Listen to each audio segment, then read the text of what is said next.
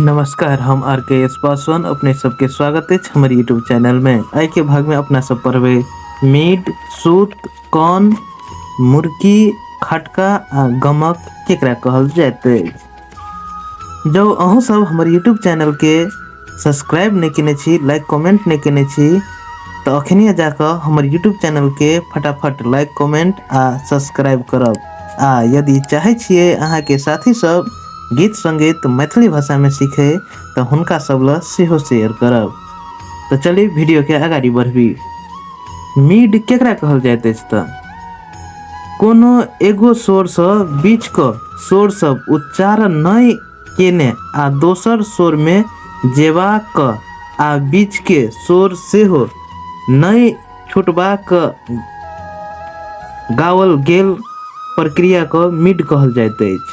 जेना गसा, एहिमे ग आशा, एहिमे ग सा धरी आवेत काल में रे के नहीं छोड़ल जाइत अछि आ एकरा उच्चारण सेहो नहीं होइत अछि। सूत केकरा कहल जाइत अछि त सूत का काज पड़ला पर बिना सारंगी बेला आदि में प्रयोग करैत अछि।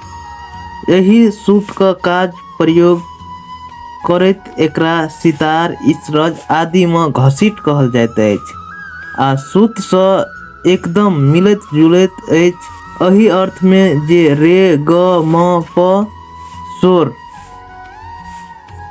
म पहिने तीनटा स्वर जल्दी यानी कि द्रुत गति से लेल जाइत अछि आ फिर अंतिम स्वर में रोकी देल जाइत अछि।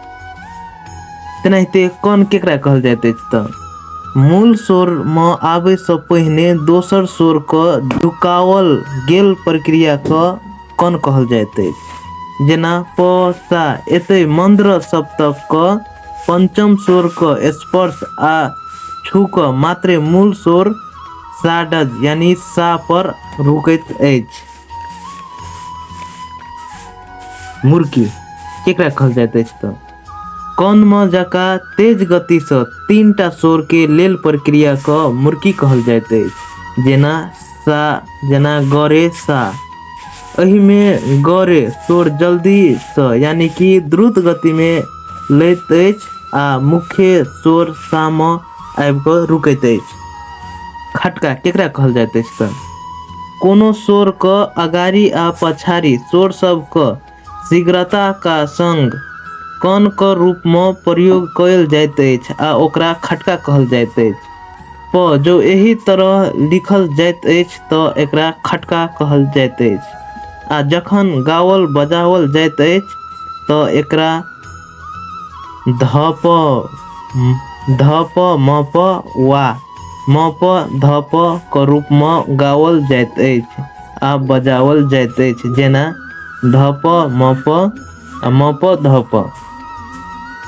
तेनाहिते गमक केकरा कहल जाइत अछि त जही प्रक्रिया द्वारा आवाज आ स्वर क कोनो विशेष प्रकार का कंपन उत्पन्न करैत अछि आ ओकरा गमक कहल जाइत अछि। गमक क मुख्य स्वर क नजदीक क स्वर सब कौन क रूप में प्रयोग कयल जाइत अछि। गमक अनेक प्रकार का होइत अछि आ ई गायन आ वादन में सुरीला बढ़ेबाक काज करैत अछि। धन्यवाद।